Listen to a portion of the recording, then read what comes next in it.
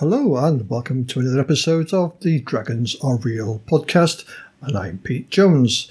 So today I'm going to talk about the new release of Cortex Prime, which has just gone out to backers. But before we do that, let's mention a couple of other things. First of all, I've been doing quite a bit of online gaming, as has everybody else for these troubled times, and a couple of bits of software I want to bring to your guys' attention, which I think is really handy. The first one is Dungeon Scroll. And that is for drawing nice basic maps. If you think of the old styles, D&D maps, or the hatchings that Dyson Logos does, then that is it. It's all drag and drop, nice and easy to run. So, and it's free as well. And you can export your maps, and there's different colours. So check that one out first. The other one I want to mention is called RPG Map Editor 2. That's by Deep Night Net. That comes in two versions. There is a browser-based version so you can try out, and there's also a download that you can download to your PC or laptop and run it from there. And that does nice, unlike Dungeon Scroll, which is sort of basic two-colour maps, this one does maps that are coloured. It's a bit more work to it, but it's a great resource. So check those out. I'll leave links to them in the show notes. So I believe we got some call-ins, so let's get into the call-in segment. Hey, Pete, great little bite-sized segment on the Ukulele. Thank you very much for doing that. I remember that. It was always a neat creature to throw in there. I didn't know. I knew the background was off those toys. I didn't know it was the first one in Dragon Magazine. I guess when I went back and looked, I'd known that. But again, thank you so much for putting that out there. Really appreciate it. Looking forward to more bite-sized podcasts. Take care. And that was Jason from the Nerds Variety RPG Cast, or the Nerds RPG Variety Cast. I can always get it the wrong way around. Yeah, I've been reading the old Dragon magazines and the very early White Dwarf magazines.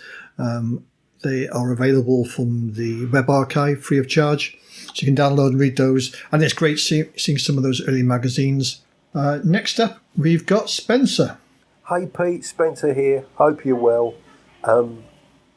Thanks for the PDQ episode. I have been interested in that system since I first come across Jaws of the Sixth Serpent a few years ago now, and it's something I've never actually got round to playing, but I'm very interested in trying it out, and I wasn't aware there were so many different iterations of the rules, so thank you for sharing that.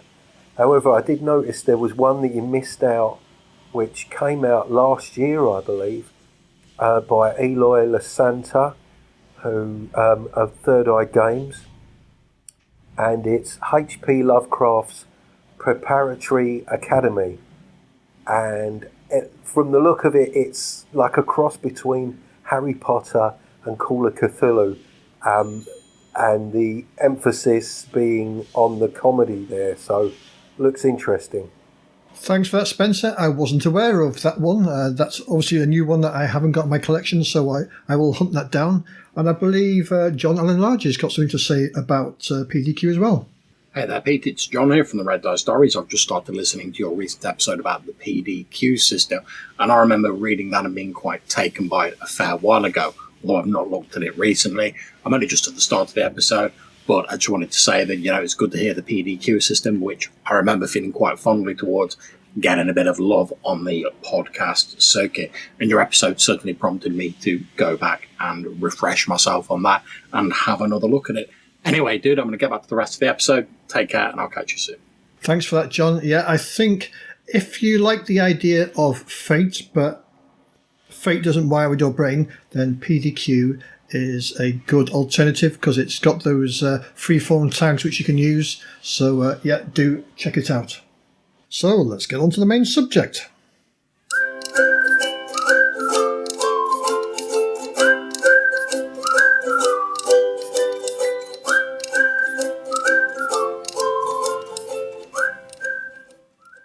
So, as I said on the intro, Cortex Prime has finally released. So, I'm going to talk today about Cortex Prime and what it is. So, Cortex Prime was launched as a Kickstarter back in April of 2017.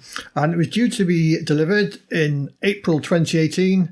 And as so often happens with Kickstarters, it hasn't delivered till August 2020. Originally, the game system of Cortex was owned by Margaret Weiss Productions, and Cam Banks acquired the rights to do Cortex Prime from them back in 2017. Whilst he was writing his Kickstarter, Fandom, that owns the Fandom and Makia brands, bought the rights from Margaret Weiss Productions in September 2019.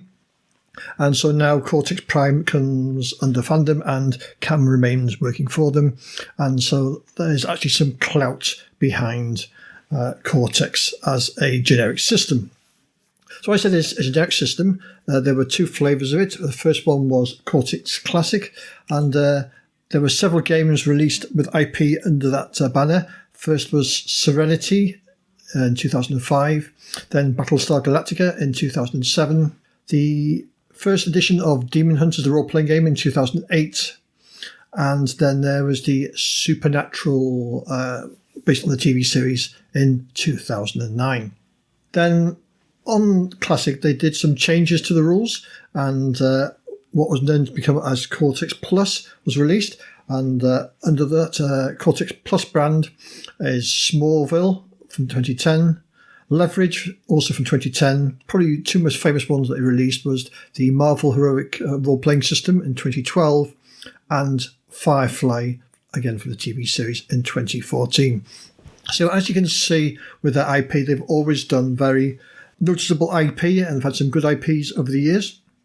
And whilst all this was going on, there was a Cortex Plus handbook and a hacker's guide so that you could hack these games to your own content. But now Cam has brought all this together from all the Cortex Plus, and he's released Cortex Prime.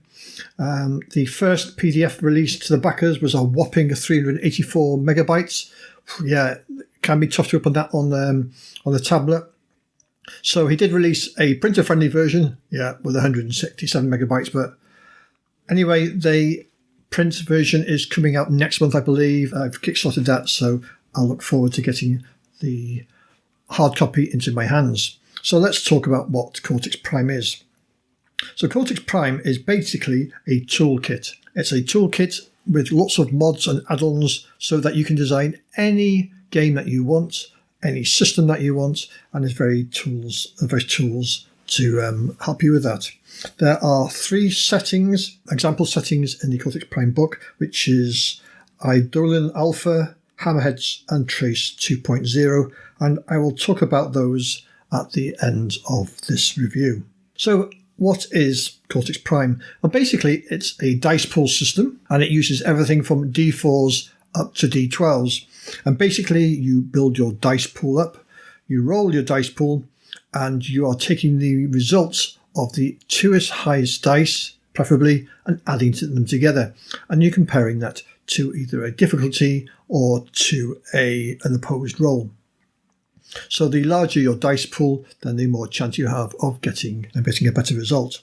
So you have a number of traits which are assigned a dice type, as I said before, from D4 up to D12.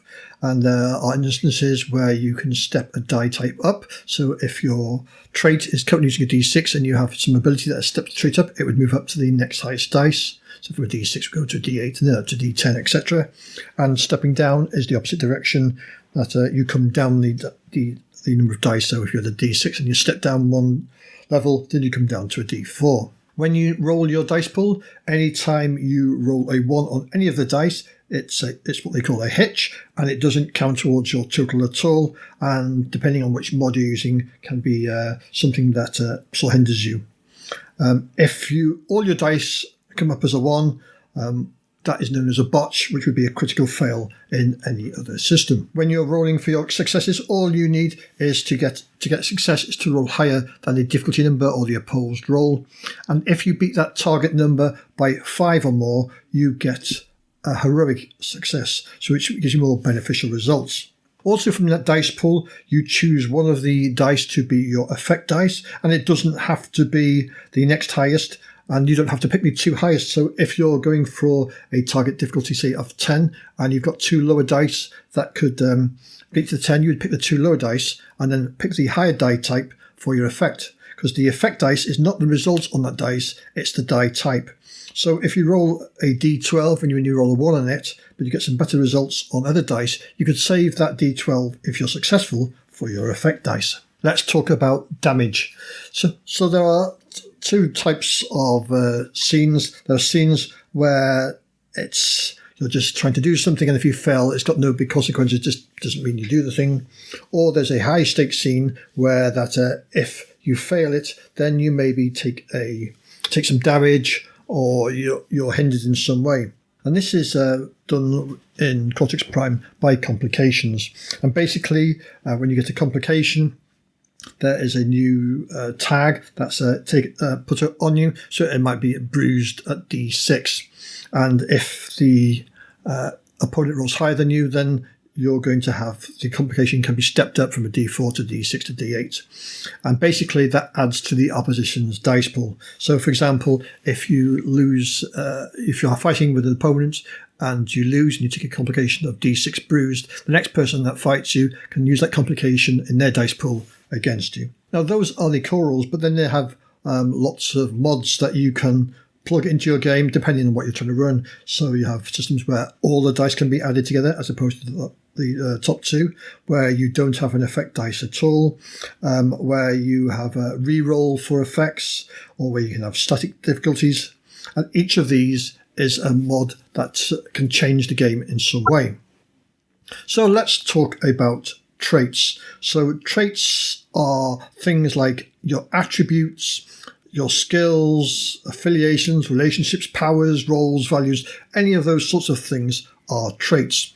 And the collection of them is called a trait set. So if you're using attributes, say for example, your Dungeons and Dragons style attributes, that trait set is your attributes, and you would have a trait for strength, dexterity, constitution, wisdom, intelligence, charisma, etc. So you would decide on what the traits are. And basically you decide on the traits for your game. We've also got plot points, which are like your hero points, and you can use plot points during the game to spend to reduce dice rolls or add effects. So they are like your hero coins. And obviously there's various mods that can add to these, with such things as hero dice or doom pools. So there's lots of mods that you can add on to really customize your game. We also have things like assets, which are your special equipment, which that you carry around. So if you're just carrying a normal gun around and it's just a shooty gun, then you wouldn't have a pool for that. It would be taken up with your other traits. But if that asset did something really handy, like it was a large gun and it was special, then you could have its own dice pool. And you can also have signature assets. And if you think back to some of the TV series and films, so maybe like Buffy the Vampire Slayer, her signature asset would be a wooden stake. So whenever she fights with a wooden stake, she'd get dice for that. So when you're designing your system, the first thing you've got to decide is, as the game's master, the person running the game, what are the traits you're going to choose? And then you can have whatever you want, and it makes it Cortex Prime really good at designing a system without constraints, because if you're trying to write a game system using D&D 5e, for example, as your core, you're always going to have strength, intelligence, wisdom, charisma, dexterity. You're going to have your skills, and you're confined to that. With Cortex Prime, you can design every single Cortex Prime game differently. So, for example, we mentioned attributes, so you could have your normal D&D types, or you could just have body, mind, and soul as your three attributes. Or another one you can do is affiliations. So your traits could be that anytime you use solo, you roll for that dice pool, or if you're partnering with another person, you have a buddy, or if you're working as a team. So if you're doing a game where whether you're on your own with a partner or with a team is important, then you would use affiliations. Then we go on to things like distinctions. So distinctions are like your special abilities. Now for most of these traits, you normally start at a D8. That is the norm. So for example, if you've got if you're using 3 attributes of body, mind, and soul, then each of those would start at D8. And you could drop one down to a D6, for example, to increase another one to D10. And it's the same with distinctions. They normally start at a D8, and there's also powers, which are for your superhero power games. Then we have another one of relationships. So if you're doing a game where relationships are very strong, then you would use a relationship trait. So as you can see, there are lots of ways to customize your game. You could have a skill attribute with different types of skills like crafting and driving, and basically you set up all these traits, and then you can pick from the dice pools. So depending how you set it up, so if you're working on your own and you have a solo trait, you take the dice for solo. Then you have a distinction which helps you. You take your dice for that. If you've got skill that helps, you would take a dice for that. So you can build up your dice pool. And there are lots of ways you can design these things. You can have values as a trait. So it might be something like duty, glory, envy, gluttony, greed, or something like that. And then we come to things like special effects, or SFX as they're known. And these are usually something that is added to a distinction. And when you spend a plot point, then you can use special effects for this distinction. So there's loads of ways you can customize your characters. So in the book, they give you some archetypes for the settings that they built to show you how you create these characters, and gives you some ideas of the tools you can use to create each of these characters. And for XP, there's different ways to do XP, by growth, by pathways, by milestones. So there's lots of tools here to help you in creating a system using all these nuts and bolts to create this system that you want to customize your game. As with all systems, there's advice here on how to run the game, generic advice, how to run a combat with some nice examples of how a combat works, how to write a session for your players, and how to create NPCs, which in this game are called GMCs, which are GM characters. And they can be split into different types, so you can have such things as factions, bosses, mobs, extras, locations, minors, or major GMCs. And these might be as simple as, if they're an extra, there just might be 2 traits with 2 dice, or you can, if it's a major GMC, it might be something that is designed exactly like you design a PC. So let's look at the 3 example settings that they've given us in the book to showcase how you can create your own Cortex Prime setting. So the first setting is Eidolon Alpha, which is your generic fantasy setting. The traits that they've picked for this are as follows. 4 roles. You have warrior, priest, scout, and other. Your second trait set or attributes, you have courage, grace, guile, reason, and vigour.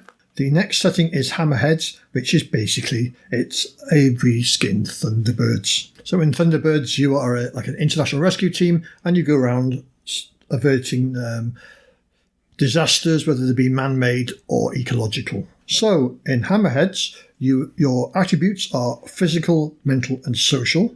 Then you have training packages, and your training packages are things like crowd control, emergency medical, hazmat, such like that. And then finally, relationships. So other characters connected to you are things like Chris Time saved my life.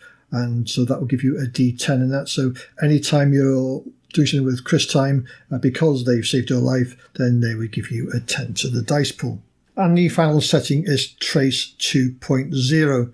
Back in the original classic Cortex role-playing game book, there was a setting called Trace. So now this has been set up to move on from that to working with Cortex Prime.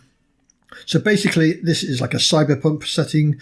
Trace stands for Targeted Response Anti-Corruption Engagements. So in Trace 2.0, your traits are affiliations, which are solo, partner, or squad. Your roles, which are things like forensics, investigation, legal. You have your resources. You have distinctions. You have talents. And then finally, you have a stress track. So as you can see, each system is designed a lot different from the other, and you can customize it any way you see fit. And this is both the strengths and the weaknesses of Cortex Prime. Its strength are you can design whatever you want and really customize the game. The weakness is that as a first-time GM, it can be quite intimidating on how you're going to design your system. Now, they've also announced that there's going to be 2 systems that are with IP that are coming to Cortex Prime in the near future. So the first of these settings is Tales of Zardia, the Dragon Prince RPG, and that's based on the Emmy Award-winning Netflix animated series. I think there's about 3 seasons of that out. So that is the first one that's coming out. And the second one, which is will be reminiscent for those of a younger audience, is Legends of Grayskull, the Masters of the Universe RPG. So we've got He-Man, Skeletor, not those from the cheesy adverts in the UK, but from the original TV series. So those should be interesting to see how they're run in Cortex Prime. So my thoughts on Cortex Prime: I think Cortex Prime is a great generic RPG system, and it differs from other systems in that it's completely customizable. You are not locked into fixed traits, that you can actually design the traits as you want them. It's been well worth the wait, and I look forward to getting the printed matter into my hand finally.